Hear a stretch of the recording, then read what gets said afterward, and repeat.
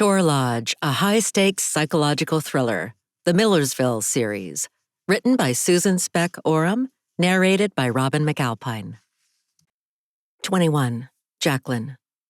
I need to safeguard my business while I'm gone, so before my friends leave, I say, "How's the store doing?" Bernice and Mary stare at their shoes. Uh-oh. "Mary, did you check like I asked you to?" Carolyn, my manager, can be forgetful and doesn't always drop off the day's bank deposit after closing. Will you tell them where I am and that I'll be back as soon as I can? Well, Mary says, glancing at my son. Bernice turns to stare out the window. Dusty says, "Actually, Carolyn is the one who always does the bank deposit on time. It's you who forgets to do it at night." I shake my head, wondering why he's acting more informed than me about my own store. "You don't know how Carolyn and I run the business. Are you trying to gaslight me, like hiding coffee filters behind the tuna cans?" He looks at me like he doesn't know what I'm talking about, but the pieces click into place. He's been building a case and eroding my confidence chink by chink, from misplacing the coffee filters to my missing car keys he conveniently found under a sofa cushion last week. It was a setup, and I was too bleary from grieving to suspect it.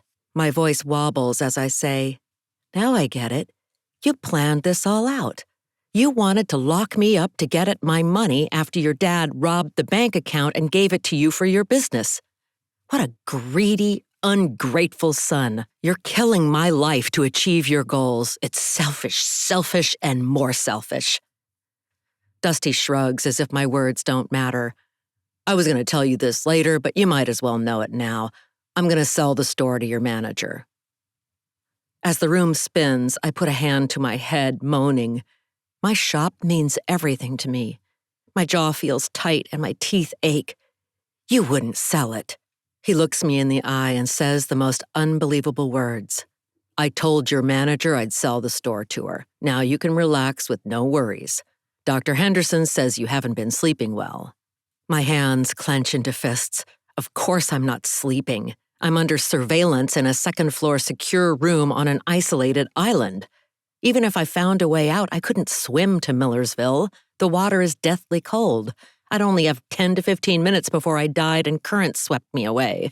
With a shiver, I realize how tightly he wove this plan, pulling on threads to unravel my life. Letting out a yell, I lunge for him, but he holds me at arm's length. Punching the air, I say, "I can't believe you did that. I'm nothing without my business. I must work there." "I made a tough call and did you a favor. You'll thank me one day." With a snap of his fingers, he's made my life disappear. Anger bubbles up at his treacherous act. I run to the wall and punch a hole in the sheetrock with my fist. Wham! I'll show you what frustration looks like. I hit the wall again. A jagged hole opens before my son grabs me and wraps me in a bear hug, holding me still. Trapped in his arms, he smells like sawdust, selfishness, sweat, and smoke. I let a monster into my house. He loosens his grip. "Calm down. It's not good for you to be this upset." Pulling away, I check my throbbing hand. My knuckles are bleeding. Scratches on the back of my hand are oozing blood. I shake out my fingers. I've never lost my temper like this. Punching holes in walls is a first. Shore Lodge isn't bringing out my best side. Involuntary admission is the spark that lit a fire, and I'm blazing with resentment. "I hope you burn in shame," I tell him. Bernice says, "You need to release her." "Keep out of it," he says to Bernice. "It's a family matter." Ms. Wright bursts into the room. "What's going on in here? I heard a commotion. Is anyone hurt?" When Dusty turns to her, I kick his shins. Gone is polite Jacqueline. I'm a raging bull driven by death and betrayal. Ms. Wright says to my friends, "You're getting her upset. You need to leave. Her son can stay." Pleading with Bernice and Mary, I say, "Help me get out." Bernice hugs me. "We will, don't worry. We're fighting for you." Mary's eyes mist up as she squeezes my hand. "We'll think of something." "I'll die in here," I say, latching onto Mary's arm. Ms. Wright pries my hands off Mary and says to my friends, "Please leave, now." "Thanks for stopping by," Dusty says with a wave. How can my son act so cavalier and casual about treating me this way? Mary says, We're there for you, Jacqueline, all the way. Love you. Bernice throws me a kiss. We'll do what we can to get you out. When they file out with long, sad faces, I rush to the door to follow them. It closes in my face and locks. Turning to my son, I say in a low voice, "It's not your store to sell. It's mine." He shrugs. "It was too stressful for you to run it. I did the right thing." I'm lightheaded and I have a piercing headache, but I've got to say something to change his mind. When I manage to speak, my voice is strained. "You don't understand. I need the income from the store to earn back what your father gave you." Dusty folds his arms. It crosses my mind that I might not be in this position if I'd given him the money the last time he asked. 2 weeks ago, he wanted $1,000 and I said I couldn't afford it. I told him he'd have to deal with his own money problems from now on.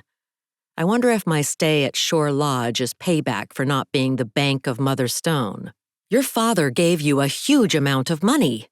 My voice cracks. "He obliterated our savings account. I must keep the store to earn back what he gave away. Let me out and I'll run the store." Dusty raises his eyebrows but doesn't say anything. I want to scream. He doesn't care. He'd rather cling to his image of a perfect father than accept a startling truth, as I did. I speak slowly to get my point across. "I'm telling you the truth. Don't make up stories. I'm sure he did what he thought was best." My body quivers with righteous rage. "I must work to earn back what he gave you. He wanted me to be the best home builder in the area. It was our dream. He'd want me to be doing this." I want to scream. I'm so frustrated. I can't take any more of this nonsense. He's not concerned with my welfare, but only with himself. "Get out," I say in a loud voice, "and leave me alone. You're not my son anymore." He doesn't move, just stands there, rubbing his cheek. "Learn to be responsible, then maybe you'll grow into a compassionate person." I wipe my hands on my t-shirt. My knuckles throb. My shirt has blood on it. Nothing is as it was. My husband is dead, my daughter doesn't care about me, and my son has become my enemy. Bernice. Bernice drove to the ferry with Mary, staring straight ahead and not speaking for the first few minutes. Someone in their small group always had a joke to tell, usually Jacqueline, or a funny story to share. But today wasn't a day to laugh. With a sigh, Bernice said, "I feel so bad for her. It's her worst nightmare being stuck inside." Bernice pulled into the ferry line and turned off the car. She frowned, feeling guilty about leaving her friend in the facility. With a shudder, she imagined switching places. "On wet winter days," Mary said, "she'd go for a walk or rake leaves. She was a wonder, strong as a lumberjack." "Let's not talk about her like she's dead. She might get out and make it back to town." Mary groaned. "Like that could happen. A doctor at the lodge evaluated her before she was admitted. Fred says his hands are tied. She can't leave the lodge unless Dusty releases her." "It's not right," Bernice said, pounding the steering wheel. "It's just not right. If Fred visits her and has her sign papers revoking her power of attorney, there's a chance she can get out, if the doctor allows it." The ferry arrived and offloaded cars, vans, walk-on passengers, and 2 female bicyclists wearing neon green and black pants. Bernice started the car and inched toward the ferry. Just then, a ferry attendant in a yellow reflective vest held up a hand to stop Bernice. A red ambulance was waved onto the boat. The ferry took off without them. Bernice groaned. "We're stranded on Cedar Island like Jacqueline is." Mary said, "If she ever gets out, we owe her a beer." "Or a strong cup of coffee," Bernice said. "She loves drinking that on her back deck." Bernice stared at the ferry making its way across the water without them. If anyone can get out and put this to rights, it's Jacqueline. "Go, Jacqueline," Mary cheered. "Find your way home." "I'll call her store and ask the manager not to buy it," Bernice said. "We'll sit down with Fred tonight and dig into this. Find a way to help." 22. Dusty. Dusty tugged on his earlobe as his mom reacted to the news her store was about to be sold. Man, she was a mess. She glowered, hands fisted for a fight, and her hair was wild. Dusty had never seen his mother this upset, except for the night his dad passed away. To calm her down, in a soft voice, he said, "I'm concerned about you. It isn't healthy for you to get this mad." When she stared back, he shuddered. A whisper of guilt flew past, but he brushed it away. Button it up and move on, like he did with his homes. "I dropped everything at the job site to catch the ferry and come check on you. Don't run away again." Jacqueline stabbed a finger at him. "This is lunacy. You ought to be ashamed of yourself. The window doesn't open, a camera watches me. Someone came in my room while I was asleep. Is this acceptable for someone in her right mind? No, it isn't. It's wrong in so many ways I can't begin to explain it." Dusty leaned against the closed door. His mother was sounding more coherent than she had in months. "You need to give the lodge a chance." "I'm leaving," she said, reaching for the doorknob. He slid over to cover it, blocking her way. "I'm your mother. You know I shouldn't be in this facility." Dusty said in his most soothing voice, "The doctor says you need to be here. They moved you to the locked ward after you ran away. They said you're a flight risk." "I never should have agreed to come here," she said, wiping her eyes. "Do you think I can't take care of myself? Because I can. I was just going through a rough patch." Dusty raised an eyebrow. 8 months was a long time to be limp like a wet rag. "This is ridiculous. You can't keep me here. And the store is mine. I'm keeping it." Dusty was quiet, hoping his mom would settle down. People skills weren't his strengths. He was best with a hammer in his hands. She frowned. "I'll invalidate your power of attorney. I won't be left to wither and die." He winced, picturing switching places with her. He'd hate to be locked up. Even though they butted heads, he and his mom weren't all that different. "This place has so much to offer," he said. "They've got healthy food and herbal tea, all in a beautiful setting." He gestured to the double-locked window, thankful it was screwed shut so she couldn't climb out. "You've been drinking too much coffee. It's not good for you." Her eyes blazed. "Coffee's healthy for me, and locking me in a room is not. This is about money, isn't it? I'll give you the money you asked for. Just let me out of here." "It's not about money. It's about helping you." "I never should have given you power of attorney." Her lips pressed together in a thin line. "You lied to me. Our relationship will never be the same." Dusty took his mom's laptop from the bed and tucked it under his left arm. Jacqueline gasped and grabbed for it. "Give that to me. I need it." He held the laptop up in the air with one hand where she couldn't grab it. His mom was tall, but he was taller. "Dr. Henderson asked me to take your laptop. You need to shut out the outside world to start your healing process." Jacqueline lunged for it. "I get over 100 emails a day. I read ebooks and check the news on it. It's my life you have in your hands." "I have to do this." She pummeled his arms with her fists. "Give me my laptop back." "Dr. Henderson said responding to emails and looking at news is too stressful for you at this stage." He knocked on the door and said in a loud voice, "I'm ready to go." "I'm going with you," she said. "Not today. Doctor's orders. You need to get well." Jacqueline stared. "I brought you up to be better than this. Obviously, I failed." When the door opened, Dusty slipped out. In the room, she screamed, "Don't leave me locked in! Let me out!" His palms were sweaty with the laptop in his hands as he strode to the elevator. He'd just escaped from a ferocious tiger's cage. 23. Jacqueline. As the door closes and snicks shut, I pound on the door with my left hand, the one that didn't punch through sheetrock. I scream, "Don't leave me in this room!" Every muscle is on fire. If my son loved me, he wouldn't take my laptop and lock me up. "Open this door," I say. "Give me my things back." Silence. "I want to go home." Nothing. "Let me out. I'll give you the money you want." Ms. Wright says through the door, "Knock it off in there, and don't even think about breaking a window to get out. It's shatterproof triple-pane glass built to withstand blows by chairs and other furniture." So that's not how I'll escape. I'll have to think of something else, like calling for help. Would you please give me my cell phone?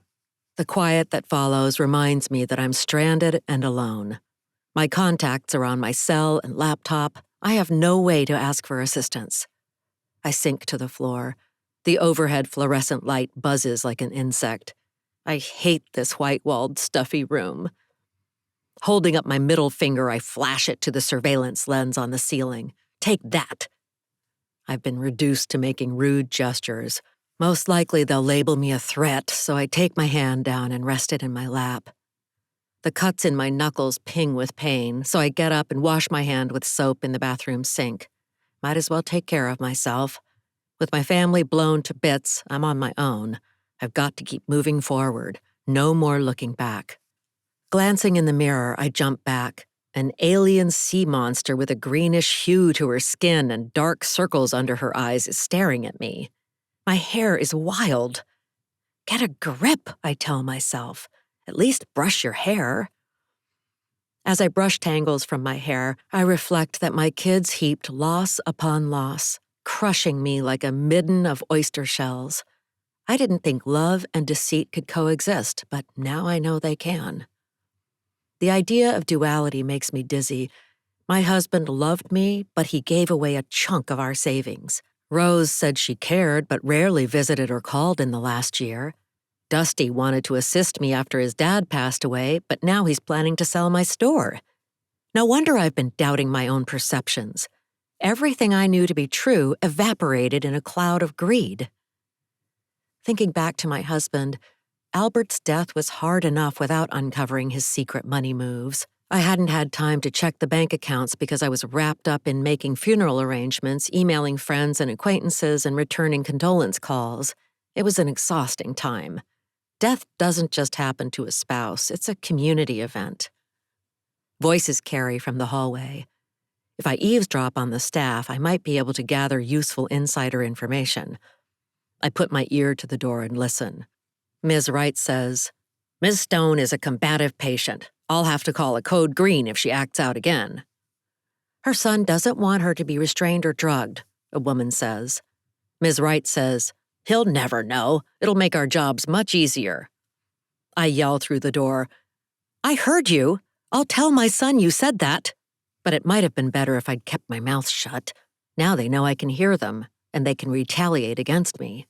Fat chance of my getting out given the eagle-eyed staff, surveillance cameras, and double-locked windows. I rub my arms. Being watched at all times makes my skin crawl. The eeriness of the setting and the ghastly reality of my new, smaller life sweeps over me. I roar like a lioness, my resolve growing as I vent my anger. They can't lock me in forever. Panting from exhaustion, I feel Albert's eyes trained on me. He's watching me from the painting. I'm furious he died too soon and left secrets behind for me to discover. I march over to his portrait and take it off the wall. I bash it against the corner of the white dresser over and over until the wood frame splinters with a satisfying sound. As the canvas rips and shreds, I'm smashing part of my past. Taken away from and deprived of my old life and home, I bash and crash the painting even harder against the bureau. Glancing at the window, I'd like to shatter the barrier. Glass would explode, chunks flying. I'd jump out and hope I didn't break a bone, making a mad dash for the ferry. But that's not a way for me to exit. With a shrug, I stand back and survey the damage. I've never liked that painting anyway. Albert won't be watching me now. 24. Rose. Rose typed as fast as she could while listening for her son in case he made noise. The carpeted 7th floor was quiet as a cemetery, and her coworkers were hunched over their laptops in cubicles. The only sounds were the click, click, click, chiclet sounds of computer keys being tapped by fast-moving fingers. Right now, Max was in a nearby office playing a game on her iPad, so all was well for the time being. Staring at a sentence on the computer screen, she shook her head. Her mind was preoccupied with monitoring her son's behavior at the office and wondering how her mother was doing at Shore Lodge. It was almost too much for her brain when she should have been drafting the press release and focusing on keeping her job. She deleted a sentence she'd written. Being distracted wasn't helping her productively, and neither was having a hovering boss. "How's it coming along?" Joan said as she walked past Rose's desk. Rose swallowed. Getting there, I just need another half hour to finish this draft. Joan stopped in her tracks and spun around. We don't have a half hour. I'll be back in 10 minutes. Show me what you've got then. Drawing in a deep breath, Rose wished her father was here. He liked to say, in tough times, we stones pull in tighter. When she was growing up, he'd make them huddle in a circle, the four of them, when there was a family conflict, like an argument about who'd help with yard work, which she and her brother hated to do. Dad would put his arms around them and say, bring it in close, we're a team, Team Stone. Rose brushed away a tear. Her dad was too young to suddenly die like that. She changed the press release headline to say, Ralstad Corporation announces Phase 3 clinical trial results, with a subhead, Further analysis underway. She frowned. That didn't look good. But then again, the data wasn't positive. Patients in the treatment arm of the clinical trial hadn't shown a meaningful benefit from the company's drug candidate. She sighed. Tomorrow was going to be a shitstorm, Joan had said, where they'd be overwhelmed with calls from the press and disappointed investors. Speaking of tomorrow, she needed to make arrangements for Max while she worked. She called the Boys and Girls Club in North Seattle, where Max went after school. Boys and Girls Club, Derry speaking. Hi, Derry, it's Rose. Could I drop Max off there tomorrow? We're back from a trip and I need childcare for the rest of this week. Hold on, I'll check. Rose drummed her fingers on the desk. Joan would be back any minute. She needed to get this straightened out. I'm sorry, Derry came back on the line. We're full this week, what with spring break and the schools closed. You'll have to make other arrangements. Rose gulped. Thanks. That left only one other option, asking her ex-husband. She texted Greg and asked if he could take Max the rest of this week during the days. Maybe he could work from home or take a few days off. As she waited for a reply, her phone rang and she saw it was Greg. I can't talk long, she said in a low voice, hoping her boss wouldn't overhear her having a personal conversation while they were working on a deadline. Her marriage to Greg ended when she happened to use his phone one night and caught him catfishing on the internet, sending intimate photos. There was no getting over that. She couldn't erase those images from her mind. Who was to say it wouldn't happen again and he'd hide it better next time? Greg said, I thought you were visiting your mother. Rose chewed on her lip. I was, but I got called into work. She hated to ask Greg for a favor, but she couldn't have Max at work. Tomorrow there'd be too much to do, answering phones and emails to supervise him. It wasn't fair to her son or her career. Is there any way you could take Max the rest of this week during the days? I have to work. We'll be home later tonight. Is Max there with you? Yeah. Oh man, must be a challenge at the office. I'll see what I can do and call you back. Don't call, Rose said, worrying Joan might come down the hall at any minute. She whispered, text me. I'll owe you one.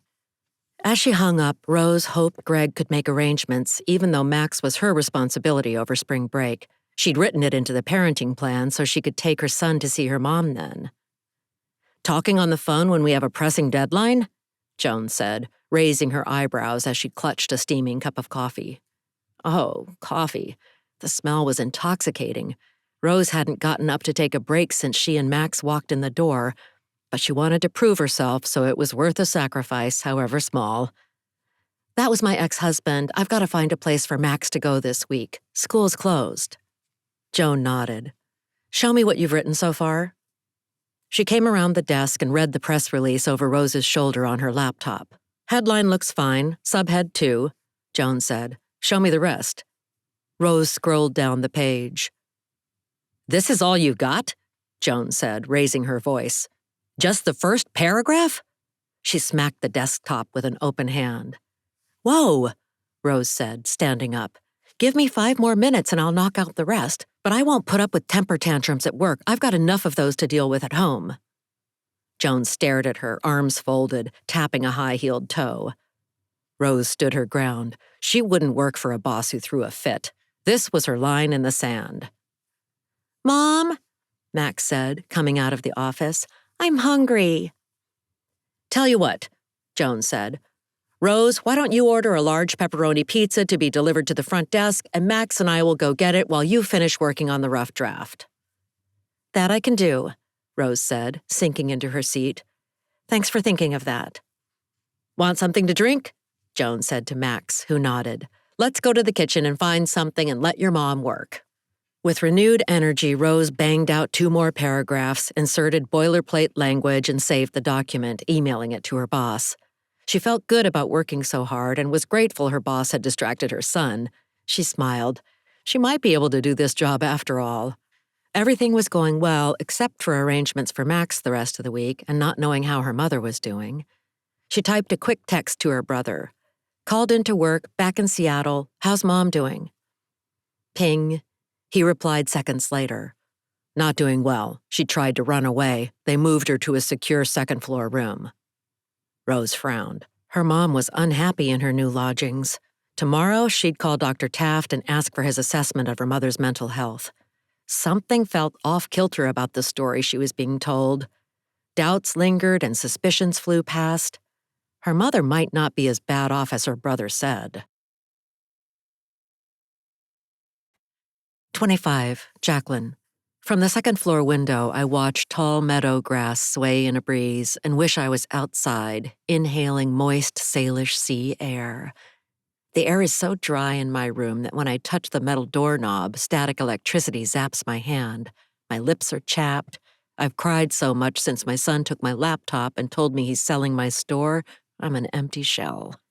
Cedar Channel, about a half-mile away, sparkles in the sun, reminding me of better days. On a boat, I'm free to go wherever I like. I'm a queen in charge of my own destiny, scanning miles of water dotted with small islands out to the horizon. Any mistakes are mine when I'm at the helm. If I run aground, I can only blame myself.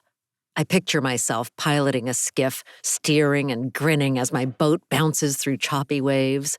When I'm free again with the wind in my hair, I'll be thankful for each moment I'm alive. Albert and I chartered a 42-foot sailboat out of Anchor Marina in Millersville for our honeymoon and sailed around the San Juan Islands for a week. We anchored in quiet coves, made love on lazy afternoons, and drifted off to sleep as the water sang a lullaby, kissing the boat hull. Hello, swoosh, slap. Hello, swoosh, slap, the water said. Cradled aboard a boat on the Salish Sea, we were serenaded to sleep. As we sailed, we sang, and oh, how we laughed at a huge sea lion who barely fit on a buoy hanging over the edge. I belt out a sea shanty now, one Albert and I like to sing about a drunken sailor to cheer myself up. Swinging my arms, I'm really getting into it when someone knocks on the door. When Ms. Wright enters my room, I take a slow, deep breath to calm myself. She's wearing a tight-lipped smile and her eyebrows go up ever so slightly when she sees the smashed painting. She says slowly, as if speaking to a toddler, "Would you like to take a walk down the hall with me to stretch your legs?" I nod, wanting to scour the facility for a way out and look for cracks in their security. I hate being in this stuffy room. "Stay close to me," she says, wagging a finger. "Don't wander off or we'll put you back in your room. Do you understand?" I do. At least I'll get the layout of the floor and perhaps find a way out. "Right this way," she says, opening the door and gesturing to the hall. Passing through the doorway, I smile, relieved to step beyond the confines of the room's 4 walls. As we walk side by side down a long hallway, polished linoleum floors reflect a yellow glare from overhead lights. Blasé artwork of framed forest scenes are the only decorations. I eye them, thinking I'd like to smash them too. Ruining Albert's portrait was certainly cathartic. 2 young men in lodge t-shirts go by and duck into my room. Moments later, they emerge carrying pieces of Albert's painting. "Goodbye, ugly portrait of my darling, devious husband." "Too bad you wrecked the painting of your husband," Ms. Wright says. I never liked it. His eyes were watching me. Let's see what Ms. Wright does with that comment. She can write it up in her notes, add it to my chart, and get extra credit from Dr. Henderson for her little nugget. Something occurs to me, so I say, "That's a surveillance camera in my room, isn't it? Like the one downstairs." She nods. "We can't let residents hurt themselves. Your safety is our primary concern." I don't say anything. To my mind, freedom of choice should be up there at the top of the list of priorities. Blast it all, I don't care what legal powers my son has. I want out. We stop at a room where a young woman in a pink shirt and plaid pajama pants waits by a hairdresser's chair. She stands with her hands clasped together. Ms. Wright gestures to the chair. "Take a seat. Helen will help you now." Helen takes my hand, guiding me into the hairdresser's chair. I sit. Maybe a makeover is part of their treatment program, but something seems off. There's a weighted silence in the room, as if these two women have a plan that I'm not privy to. Helen's soul-searching gaze gives me the creeps. Ms. Wright leans against the wall with her arms folded. She looks tense, as if she's ready to spring to action if I do something unexpected. I shrug it off. After learning about Albert's secrets, I've questioned my perceptions. My intuitive radar is down and needs repairs. No one is out to get me.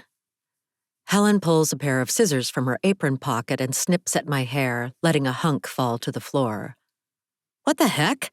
I say, touching the back of my head. "A chunk of hair is missing." "Don't do that. I've had long hair since high school. I like it the way it is." Helen is smiling, her cheeks are flush, and her eyes shine. "I was told to do this." "This is crazy. They can't treat me like this. I have rights." Quick as I can, I swipe the scissors away, but Helen doesn't skip a beat. She grabs them back and says to Ms. Wright, who is standing by my side, "Hold her still. I can't work when she's squirming like this." Ms. Wright clamps down on my hands, pushing them into the armrests. My skin is a bruised peach. When I try to jump from the chair, Ms. Wright blocks my way. All I see is a white dress. She must use secret deodorant because the scent fills my nostrils, making me cough. This is wrong. Let me up. "I'm going to the opera on Saturday," Helen says. "Wanna go?" "How can you be talking about that?" I squirm. "Stop cutting my hair." Ms. Wright says, "Which opera are they doing?" Oh my word, they're talking as if I'm not even here. I could be a sack of oats in this chair. I'm not human anymore. Pulling my hands out from Ms. Wright's grasp, I put my arms over my head. "Stop it! I don't want my hair cut. Let me up out of this chair." Snip, snip, Helen cuts. "Tosca by Puccini?"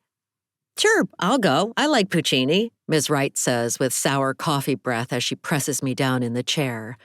I must distract them, stop the horrendous haircut, and run out of the room. I say, "Look at that," using my chin to indicate something in the hall. When they glance in that direction, I hop out of the chair. Ms. Wright snags an arm around my waist and tosses me in the chair, snapping a restraint around my wrist. She says in a loud voice, "I could use some help in here." Helen pushes a button on a handheld two-way radio. "Code 1. She snips away with a peaceful look on her face. Clawing at the strap, I attempt to free myself. "Let me go. I have to get up." My jaw drops open as long strands of hair fall to the floor. How can they do this? What private hell did my son pick when he admitted me? "Short hair is easy to maintain," Helen says in a nonchalant voice. "You'll like it. Wash and go." I groan. A young woman wearing an orange apron strides into the room. "You called?" "Help me hold her down," Ms. Wright tells her. "She's strong." Taking advantage of them talking to each other, I unclip the belt and slide out of the chair, lunging for the exit. But before I can get there, Ms. Wright and her accomplice wrestle me back into the chair, snap the restraint around my wrist, and keep me there, applying pressure with their hands. Helen hums an eerie song while she cuts off my beloved long hair. My hair is my glory. Albert loved it long. He liked to play with it and twirl the ends around his fingers as we talked in bed. Damn him for dying and leaving me like this. Helen looks happy, but Ms. Wright is ticked off if I read her flushed face right. Angry fingers grip my arms and hands tight, pinning me to the hairdresser's chair. My forehead throbs with a headache. When I try to get up, the two women push me down harder. All I can do is growl and bare my teeth. I thrash and shout, "Get your hands off me! You're violating my body! Stop what you're doing, now!" Ms. Wright says with a look of disgust, Your hair was falling out in your room. We keep a clean facility and we can't have that. Your son agreed to our doing this." Just when I thought it couldn't get worse, my son, my Judas, my traitor, controls my fate. My face heats and I scream, "It's my body and my hair! Damn you all!" Helen pulls open a drawer and takes out a cordless hair buzzer. My heart races. "No, not that!" She turns it on and runs the machine over my scalp, pushing down. The buzzer vibrates. Tears stream down my cheeks as I close my eyes. I'm being sheared like a sheep. The noise drowns out any conversation and wraps me in a world of shame. I'll never have enough tears to get over this. The buzzer shuts off. "You need a fresh start," Ms. Wright says. Helen says in a chirpy voice, "All set. Take a look." She twirls me around to face the mirror and uses a towel to brush stray hairs from my neck. Opening my eyes, I see a haunted woman with a half-inch of hair. I whimper. I'm not in control of my life anymore. They've butchered my hair. Bursting into tears, I weep. I've lost my husband, my hair, my freedom, and all hope, even in myself. When Ms. Wright and her aproned helper let go of me, I run a hand over my peach-fuzzed, close-cropped hair. A current of air tickles my neck. My head is cold and naked. A shudder of disgust ripples through me. "What do you think?" Helen says, her eyes lighting up. She's pleased with her makeover and hasn't registered my dismay, so I look her in the eye and tell her the truth. "You did what you were told to do, but this is wrong. You shouldn't chop off someone's hair without their consent." Not put off one bit, Helen says, "But do you like it?" I look bald, but if I can adjust to Albert's death, I can get over my vanity about my hair. I'll get used to it and grow it back. I have far bigger concerns than my hair while I'm locked in Shore Lodge. I say, "You can tell Dr. Goatee you carried out your orders to the letter." Helen giggles. "Dr. Goatee, that's a good one." "Come with me," Ms. Wright says, offering a hand as I get up, which I refuse. She says, "Let's finish our walk and get you back to your room in time for dinner." In the past few months, I've become a pro at spotting looks of pity like the ones she's giving me. I've been a target for people's pinched mouths, downcast eyes, and hurried pats on the back as if grief is contagious. I vowed the day after Albert died, no matter what happened, I wouldn't let it get to me. But at this moment, I'm tempted to give in and wallow in sadness for the rest of my life. As we stride around the floor on a tour, cold air breezes past my head. I don't see any exit so far except the elevator. People are in their rooms and I can't get a good look at them, but from the little I see, people of all ages live on the second floor. "There's the day room," Ms. Wright says, indicating a room with a sofa, easy chairs, and a television that's on. A gray-haired woman sits watching a game show and her mouth hangs open. Ms. Wright lets me into my room, where evidence of the smashed painting has been removed. I wonder who last occupied this room and if they threw the dented dresser across the room in a fit of rage. I can understand giving in to that. I truly can. Ms. Wright's brown hair smells of scented hairspray. I break into a coughing fit and turn away. If only I could get a breath of fresh air in this place. She opens her arms and says, "Here you are, home sweet home." She sounds like she's talking to a 2-year-old being potty trained.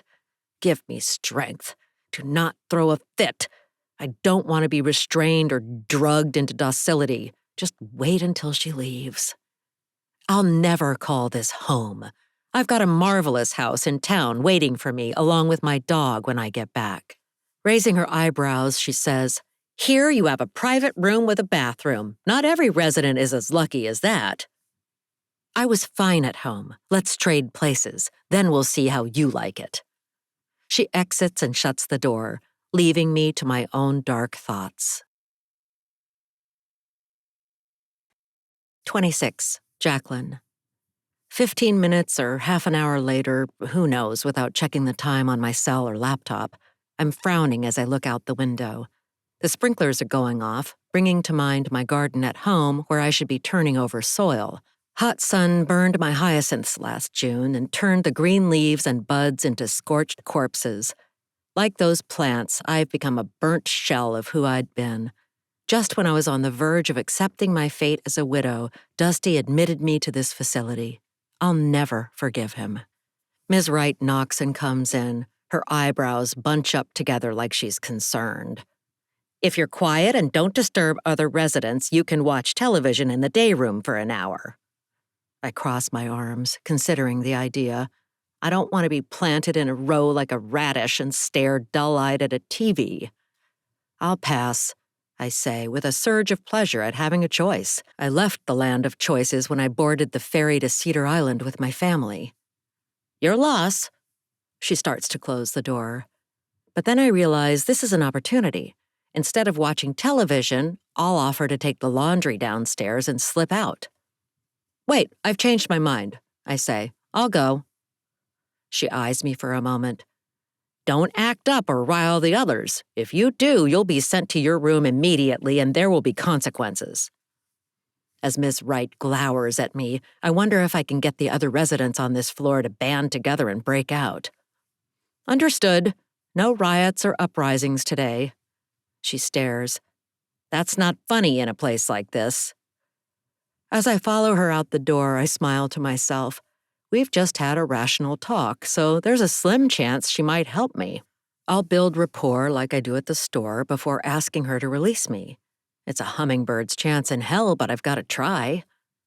The hall smells like lemon-scented cleaning products masking an odor of urine. That's one more reminder that I'm in an institutional setting. My fists clench, thinking of how my kids tricked me into coming here. I'm a fighter from way back, so I'll find a way out. Nothing keeps me down for long, not a rising river after heavy rains flooded the store. Not like the end of spring semester when college kids take off without giving notice and leave for home. Albert and I formed a team and bounced back from employees stealing cash and wrong shipments, like the time an order of 50, not 5, 10-foot cedar trees arrived. By the time I straightened that out, I'd missed the kids' school assembly where their classes sang about the great wide ocean, a song they'd practiced for weeks that drove me crazy at the dinner table, belting it out at the top of their lungs. A quiet guitar string of guilt plucks at my heart. I had to keep the family business afloat. Albert managed to make it to the school assembly, though. One of us had to be there to cheer them on. I have to admit, I prioritized the store above my kids on several occasions. Ms. Wright squeezes my arm, bringing me back to the present. You can loosen your grip, I say, glancing longingly at the elevator. It's too tight. I won't run away. I've heard that before. That's what new residents say before they make a break for it. In a high voice, she sounds like she's imitating someone when she says, I won't run, I promise. With a chuckle, she adds, and then they do. I'm not new to this job. I rub my sore arm. Rats, I've been caught out. When she leads me past a staff desk, I pick up the phone and dial 911 with shaking hands. The police will get me out and charge the facility for holding me without reason. But my call doesn't go through. A voice that sounds like Dr. Henderson says, Hello, how may I help you? I stare at the landline phone, wondering how he can be everywhere, even in my head. He was at the happy hour, in the support group, which I admit was helpful and a breakthrough moment for me. He was the sedan driver carting me back to the most miserable hotel that's not a hotel. And he's on the phone when I want to dial out for help? What's with this place? I disguise my voice. I'd like to be connected to the police, please. Dr. Henderson says, Ms. Stone, I recognize your voice. You need to accept that this is your new home. When I slam the receiver down, Ms. Wright shakes her head. The phone is for staff use only. It connects to our offices. I'll be watching you even more closely after you pulled that stunt. Come on, I'll show you to the day room. I let out a sigh and shuffle along beside her. When I spot a housekeeping cart in the hallway, I seize the opportunity. Putting a hand on the cart handle, I say in my most casual voice, I'll just take this downstairs. Helping out is what I do best. La-di-da, nothing to look at here. Ms. Wright pulls me away from the cart and steers me down the hall. Not gonna happen. Not on my watch. Come along, right this way. I'm useless in here, I say, looking as sincere as I can. I want to contribute. I know your game and I'm on to you. Drop the act. In the day room, I plop down on a couch facing a boxy television. The room smells like old lady perfume and feels like time stood still. Frilly curtains cover the windows. Two gray-haired women in green cardigans sit watching a game show, Wheel of Fortune. Ding, another letter makes them smile like they won the lottery. A third woman in her 60s has a vacant look in her eyes. She's wearing a messy red wig that looks like my garden after a winter storm. Ms. Wright whispers a last warning to me. See if you can stay out of trouble for an hour. I'll be back to check on you. When she leaves the room, I clear my throat to get the other women's attention. Would you mind if we changed the channel? I like to watch the news and see what's happening in the outside world. The gray-haired would-be twins don't look away from the TV set. The woman in a red wig says, I'd like that too. I'm surprised she spoke up. I'd assumed she was parked on a sofa and out of it. She looks me in the eye and nods, so I stand and walk to the television. But when I touch the remote, you'd think I'd murdered someone. One gray-haired twin says, We only watch that station. You can't change it. The other nods. Been that way since we came here. When I push on the remote to see if it works, nothing happens. I take a close look and see the darn thing is fake, a child's toy. Only one channel is offered, and I'm surprised not to see Dr. Henderson featured, peering out intently, lecturing us about life. Good grief, how did I end up in a place like this? An idea occurs to me. These women will know how the lodge works, so I'll ask them about security. I sit near the twins, craning my neck to make sure Ms. Wright isn't around, and say in a hushed voice, Do you know if there's a way out of here? Death, one says, not taking her eyes off the show.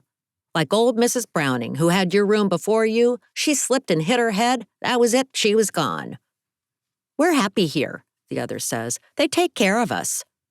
No cooking or cleaning, the first says. Clean sheets every week. I can't help asking, doesn't it bother you to be stuck in this place? We don't mind, they answer in unison. I raise my eyebrows because there's no way I'll accept living here. Ms. Red Wig motions for me to come over, so I sit by her. I'm Florence, she says. I can tell you no one's ever gotten out. Not yet, anyway. I'm Jacqueline, I say, relieved to have met a friendly face and someone who can fill me in on how the place works. Ms. Wright appears. Jackie, I warned you not to stir things up. Come with me. I get up and on the way down the hall say, Ms. Wright, do you think I belong here? She looks straight ahead and doesn't blink an eye. I have no idea. It's not up to me to make that decision. We follow Dr. Henderson's orders. But there's nothing wrong with me. I need to go home. Will you help me? She marches me down the hall and rolls her eyes. Nice try, but I've heard that song a gazillion times. The answer is no. I have a house and a garden and a dog that I love. She doesn't look moved, so I push for the maximum effect. Buddy's a rescue dog. He gets nervous if I'm gone too long. My throat closes with tears. I miss him so much. We stop outside room 12. She opens the door with a key card and ushers me in with a firm hand. Look, it's my job to keep you here, so give it up. Shore Lodge, and especially the second floor, isn't like the outside world. Get used to it. I gasp as she shuts the door and the lock clicks with a final snick. Glancing around for a weapon, I pick up a plastic chair. I bet Ms. Wright was wrong and the window will crack. Swinging the chair, I smash it against the window. Boom. The chair bounces off the glass. The reinforced window didn't break or crack. Shaking a fist, I vow to get out. If I can find a way to open the window and tie the sheets together, I'll sneak away in the night when all is quiet. I sink into a hard, unforgiving plastic chair. If I get home and my store has been sold by my wicked son, what will I do? I need to make money. I enjoyed owning a business, so I suppose I could open a new one. When I'm free of this place, I'll make a fresh start. 27, Day 5. Rose. Before Max woke up, Rose sipped bitter coffee in the kitchen. She'd made it too strong because she was distracted and thinking about her mother. She set the cup on the counter. She had a question she needed to resolve. According to her brother, their mom tried to run away from Shore Lodge. But what if she didn't need to be there in the first place? Her mother's primary care physician, Dr. Taft, would know. He'd been Rose's doctor until she moved to Seattle, so she knew him. She went online, found the office number, and called, but it went to voicemail. Leaving a message, she said, "I'm calling about my mother, Jacqueline Stone, who's a patient at Shore Lodge. I'd like to speak with Dr. Taft to get his opinion about her mental health and whether he thinks she should have been admitted to a facility for full-time care." She left her phone number and hung up, hoping the doctor's office would call back. It was best to work on several fronts at once, so she texted Uncle Fred. "I got called back to work in Seattle. Would you please check on how my mom's doing at Shore Lodge? If she's not happy, she may need your legal help." She glanced at the time and realized she was running behind schedule. She was due to drop Max off at her ex-husband's apartment in 20 minutes. He'd offered to take Max while he worked from home the rest of the week, which was a huge relief. Today, of all days, she needed to be on time for work. The press release had been issued when it was still dark on the West Coast this morning. Joan said the phones would be ringing off the hook by the time she arrived. It was Rose's job to speak to investors and reporters who called, and she hoped she'd give the right answers. Last night at home, she worked late, typing up a list of questions people might ask and drafting answers. She emailed it to her boss for edits. 20 minutes later, at midnight, she was asleep when her phone dinged, waking her up. Joan had sent back a revised document with many red strikeouts. It didn't bother Rose, though. She smiled as she read through the corrections, thrilled to be working with Joan, however cranky she was at times, and learning from her.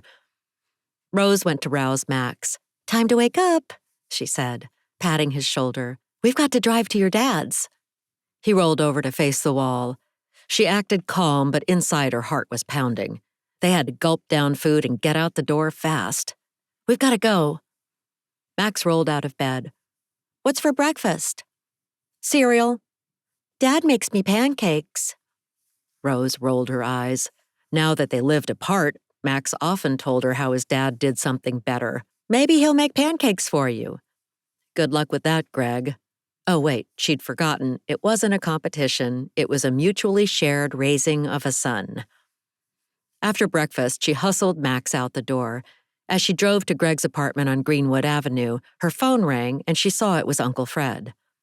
When she picked up the phone to answer it, Max said, "You shouldn't do that while you're driving. It's not safe." Rose let the phone drop into the center console. "You're right." She pulled off to the side of the road. "Hey, Uncle Fred," she said. "Could you please check on my mother? I don't think she likes Shore Lodge, where Dusty admitted her." It was hard to hear with cars rushing past, so she put the phone on speaker. "I'm going over to see her today," Fred said. "I've got papers for her to sign revoking her power of attorney. Mary and Bernice said your mother wanted to do that." Rose frowned. Dusty would be hurt if their mother changed her power of attorney. He'd done so much for her and gone out of his way. "If I can get in, that is. I guess Mary and Bernice were asked to leave yesterday." "I didn't know that. I was in Seattle," she said, wondering why her mom's friends were told to go. She wished she was in Millersville so she could check on her mom herself. "After Dusty told me Mom tried to run away, I started to think maybe she shouldn't be there if she's so unhappy. Does she really need that level of care? I'm checking with her doctor to see what he has to say." Max screwed up his face, studying Rose intently. "I believe the physician on site holds more sway," Fred said. "But that's a good idea to get more input. Mary and Bernice are convinced your brother has an ulterior motive. They have a feeling it's all about money." Frowning, she said, "That's a serious accusation. I doubt he'd rip my mom off. He loves her as much as I do." "I hope so. All right, I'll let you go. Let's keep in touch. I hope I can help your mother." "Give her my love and let me know how she is. I'm stuck in Seattle for the time being." Hanging up, Rose thought about how Dusty was in a hurry to sell the garden store. Was his motive for admitting their mother to get his hands on her money? She didn't think so. She trusted her brother. He'd seen the train wreck their mother had become and knew firsthand how she'd lost her grip. Max said, eyes wide, "Who's ripping someone off?" Driving away, she said, "No one is." At least she hoped not.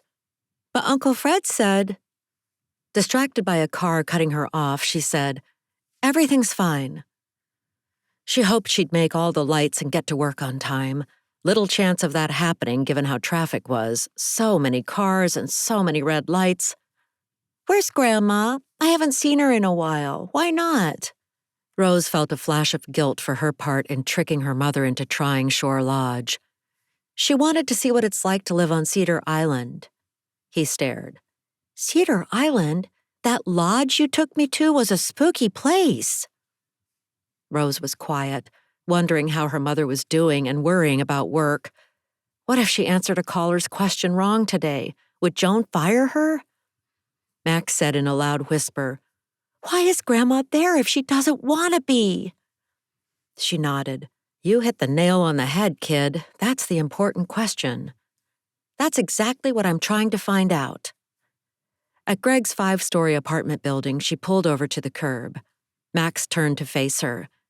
"Did Uncle Dusty do something wrong?" A semi-truck went past, buffeting the car. Rose shook her head. "I don't think so, but I'm looking into it. Let's go see your dad." When she buzzed Greg's apartment, he came down and opened the door. "You're late. I have a conference call in 10 minutes. She lifted her hands. "I'm sorry, something came up with my mom." Max said, "I want pancakes. Mom said you'd make 'em." Greg shot her a look. "She did she?" Rose shrugged. "Thanks for taking him." She gave Max a hug. "See you tonight." 6 o'clock? Greg called. "Yes, I'll call if it's later than that." Getting into her car, she didn't feel right leaving the two of them behind. Part of her still thought of the three of them as a family, which they were, but with a new shape. As she drove to work, she thought about her mom, stranded on Cedar Island. She needed to make some calls about her today, in between answering calls and emails, but she wondered if that would be possible, given how Joan watched her every move. 28. Dusty. Dusty tapped on the steering wheel with calloused hands. As he turned onto Elm Street, a forgotten wrench rattled and an empty styrofoam coffee cup rolled across the floorboard. He parked in the driveway of the yellow bungalow where he'd grown up. He climbed out and knocked his mud-caked leather boots against a tire, taking in a blanket of dried brown maple leaves covering the lawn and filling the flower beds. All his life, his parents spent their time running their store or working in the yard, making it the best-looking place on the block. Now it looked like no one cared, which made him sad. Taking off his boots, he left them on the front porch before going inside. His right big toe stuck out of a hole in his white tube sock. Time to buy some new ones, along with other items on his list, such as a new truck. He walked through his mom's house, checking to make sure it was spotless, and the brown shag carpet was shampooed. His crew had done a good job. He'd have them come back and do a quick once-over on the yard to pick up the leaves. It was a shock to see it empty, as if the past had never happened. He paused in the dining room where his dad had his heart attack and wiped tears from his eyes. "Dad, I'm going to make you proud. Stone Estates will attract attention. Reporters from Channels 5 and 7 will interview me. The Puget Sound Business Journal will feature our project in a front-page story. Even though I can't see you with my eyes, I know you're by my side every step of the way." "Knock, knock," a next-door neighbor said, standing at the open front door. The middle-aged man had a trimmed beard and wore a blue plaid flannel shirt and jeans. Dusty slammed his mouth shut and brushed the back of his hand across his cheeks. How mortifying if someone heard him talking to his deceased dad and saw him crying. "I'm Mike from next door. I couldn't help but wonder, is everything okay with your mother?" Dusty pressed his lips together, thinking of what to say. He cleared his throat. "She's been having a rough go of it since my dad died." Mike nodded. "She's helped so much with my garden over the years. I've missed seeing her around, and we noticed workers over here, so we wondered what was going on." He glanced around. "Okay if I come in?" Without waiting for a reply, the man stepped inside and stood on the clean carpet. Dusty held up a hand. Please don't come in with your shoes on. I just had the carpet cleaned and don't want dirt tracked inside. The man jumped back onto the front porch. Sorry about that. I'll tell her you stopped by, Dusty said. He'd always thought Mike from next door was a nosy kind of guy, but his mom liked chatting with him. Mike tilted his head. Is there anything I can do to help? I could rake those leaves out front. Jacqueline always likes to keep a neat yard. I'm sure my mom would appreciate it if you raked the leaves, and I would too, so thanks for the offer. That'd be a big help. It's the least I can do after all your mom's done for me. Where did Jacqueline go? Dusty stared at his big toe and counted the seconds so the man would get the idea and take off. 1001, 1002, 1003. The neighbor hovered in the doorway. Dusty said, She's taking a restorative break. She'll be back soon. My wife and I were broken up about what happened to your dad. Sorry to bother you. I'll take care of the leaves, no problem. The neighbor walked away. As soon as Mike left, Dusty locked up the house. He hopped in his truck and drove to a car lot. Dudley's Chrysler Dodge Jeep Ram of Millersville, the best price for the best cars. He smiled. Try fitting all that on a business card without using tiny letters. He swung his legs out and ambled over to a sparkling new red Dodge Ram pickup. The way the sun shone on it, reflecting light, you'd think it was the crown jewels. Looking at the price sticker, he whistled. It might as well be a rare gem for 70 grand. Trucks used to cost far less. But he needed new wheels, and it was time to upgrade his image. A man came out of the dealership. He walked with a swagger. Had to be a car salesman because of what he was wearing, a purple suit with a red polka dot bow tie and gold-pointed shoes. She's a beauty, isn't she? The man said, sticking out his hand. Dusty stepped a foot back, thinking of germs. I'm not really a handshaker these days. Gotcha. Well, what can I tell you about this pretty beast? She's the last one on the lot for this low price. Low price? Dusty almost choked. Seems expensive to me. The man straightened his bow tie, which wasn't necessary, and struck Dusty as a personality tic, much like when he rubbed his cheek if he was deep in thought or embarrassed. I think we got off on the wrong foot, the man said, holding direct eye contact. My name's Storm, by the way, Storm Fury. Dusty swallowed a chuckle, but the name sounded awfully familiar. Did you play football in college? Yep. UW under Coach Pete. We had the best season on record. Nodding, Dusty said, So tell me about this truck. Can you come down in price? Why don't you come inside and we'll write something up? I'll have to talk with my manager. Storm started walking toward the sales office, gesturing for Dusty to come along. Taking a deep breath, Dusty said, I'm not ready to sign anything, just looking today. We take checks and major credit cards. You could charge it and pay it off whenever you like. Or we could arrange a loan. Dusty went along to the sales office. I guess it wouldn't hurt to look into how low you could go. 29. Rose.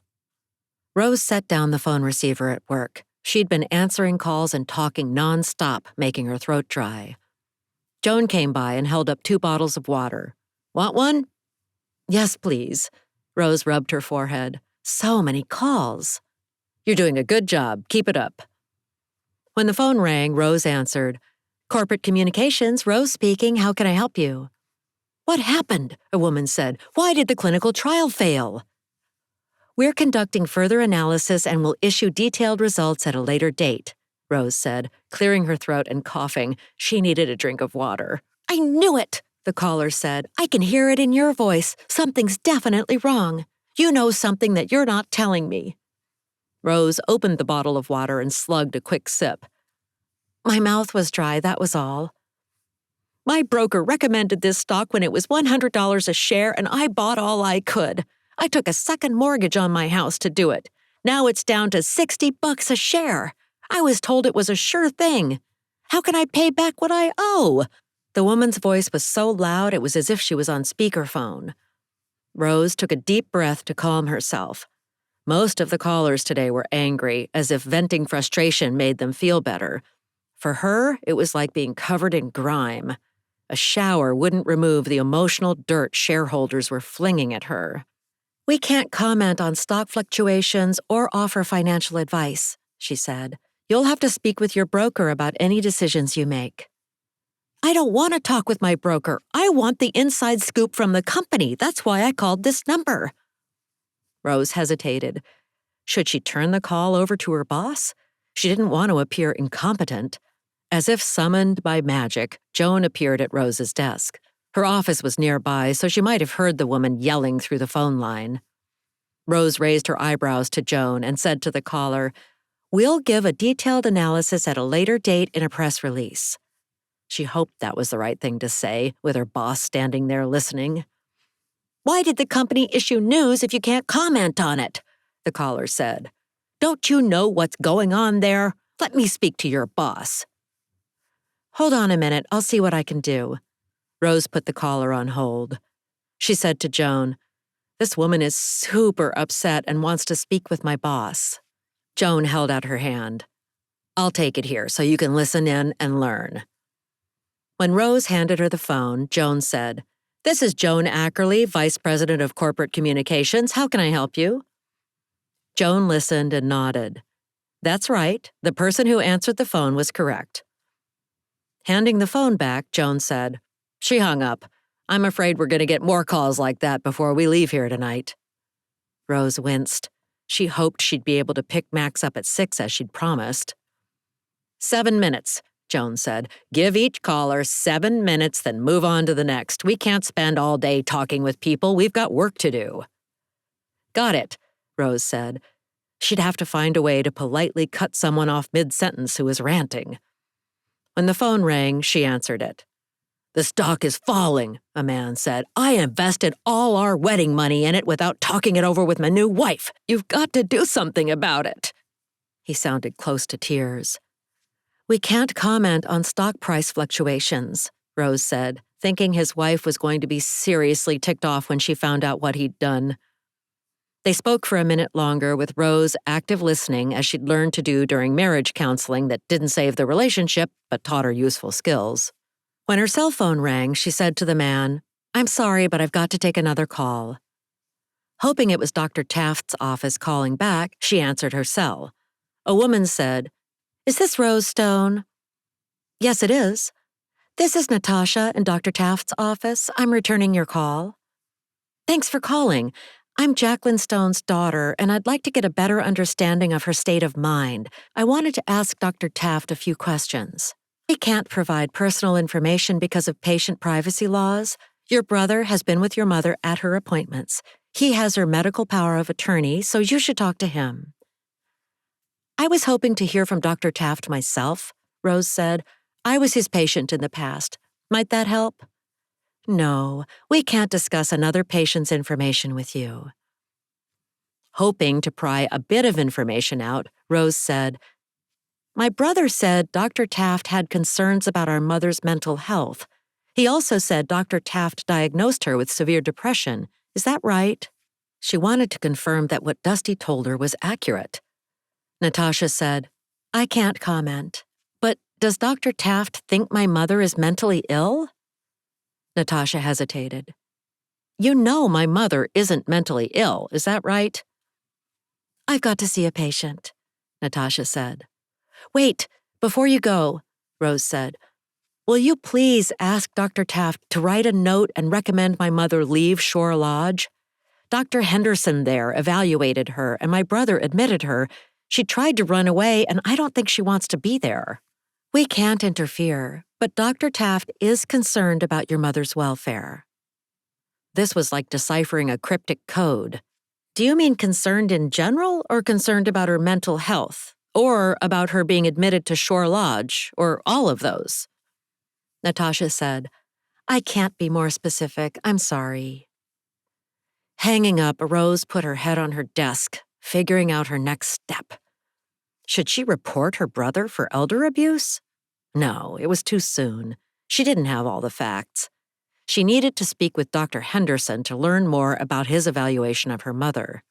Letting the work phone ring, she picked up her cell and searched online for Shore Lodge's phone number. "Taking personal calls on a day like this?" Joan said, tapping a toe. "I heard you in my office. We need to stay on task." Rose gripped her phone tight. Her mother was trapped at Shore Lodge, and it was partly her fault. "I'm worried about my mom. She's not happy where she is." "I need your head in the game," Joan said, walking toward her office. 110%, or this isn't the job for you. 30. Jacqueline. All night I thrashed around in the sheets. I was hot and sweaty and kept getting up to use the bathroom. My mind was busy churning over how my kids turned against me. Last year, I was innocent. Now I know what loved ones can do. A nurse gave me a sleeping pill before bed, but I tongued it and spit it out, hiding it with my socks in a drawer. I don't want to be drugged and dazed. Besides, it'll come in handy if I get the chance to make an aide go to sleep so I can slip out at night. I go to the closet to get my sheepskin jacket, which was a gift from my husband. An odd idea occurs to me. I lean back, pulling on the door with all my might, and give it an extra tug. Whump! Crash! I land on my back with the door on top of me. My breasts hurt where the door slammed into me. My ribs ache.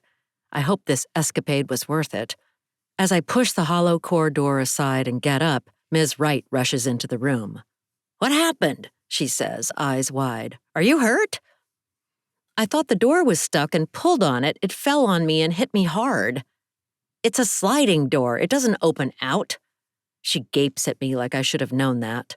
Brushing myself off, I decide to ask to be taken to the hospital in Millersville. From there, I'll run home, take back my life, and cut off my kids. I can't see them after what they did.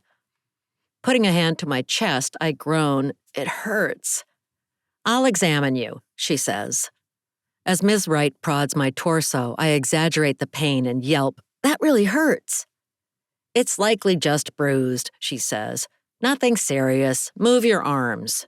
I pretend I can't lift my right arm, and she says, "Now try walking." I limp and moan. Anyone else would be convinced I'm a goner, but not Ms. Wright, my jailer. She tilts her head, eyeing me as if making a decision. "Take me to the hospital. It hurts all over. I might have broken something."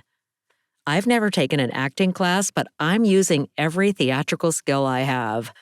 "When we remodeled the building, we built an infirmary on site," she says with a bright smile, "for medical equipment and x-rays, so you don't have to go to the hospital. We offer gold standard quality care."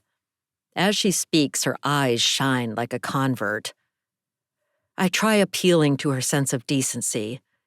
"Did you know my kids tricked me and said this was a retreat? I agreed to stay for 2 nights, but I had no idea I'd be admitted. Will you help me get released?" She shakes her head. "Sorry, I can't do that." Putting my hands together, I say, "I was just overwhelmed by my husband's death. I shouldn't be here, especially on this floor." She crosses her arms and doesn't look moved.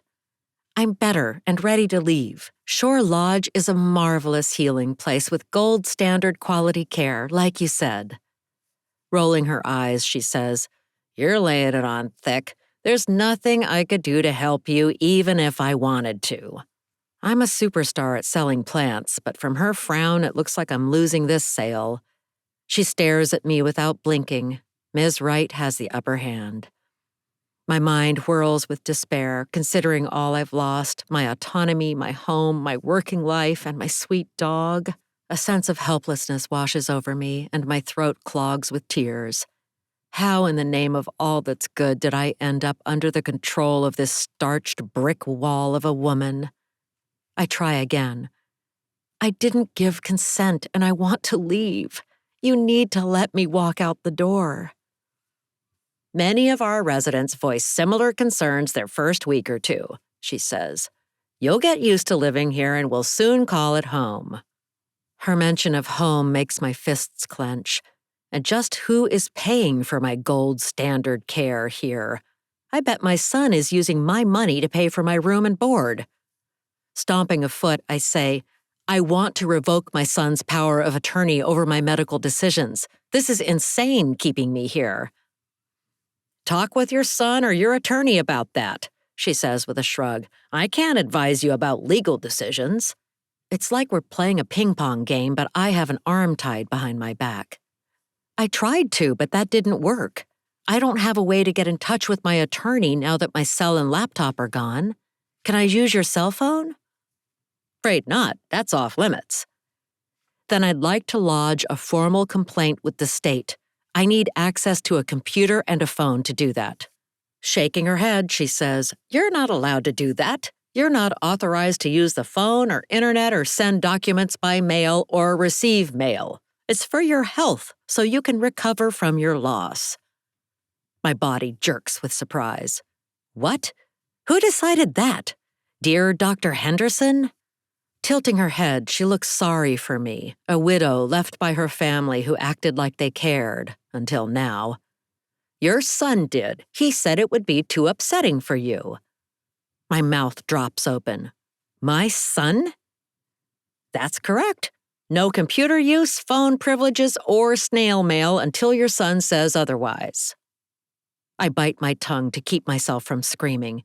She's watching me with sharp eyes. I want to grab her and shake her. So this is what Dusty has been up to. How twisted and cruel. I take a step back, pondering what this means to my hopes of going home. Although this is a serious setback, my son's treachery only strengthens my resolve. Cut off entirely from outside help, I'll have to get the job done myself. Like cleaning up a bag of busted topsoil at the store, I'll handle it on my own. Faking a spasm of pain, I double over, panting and holding my stomach. "It hurts," I say through gritted teeth. "We'll get you to sick bay to see if anything's broken. Come with me." Ms. Wright walks me to the staff desk where an aide with thin, tweezed eyebrows sits chewing on the end of a pen.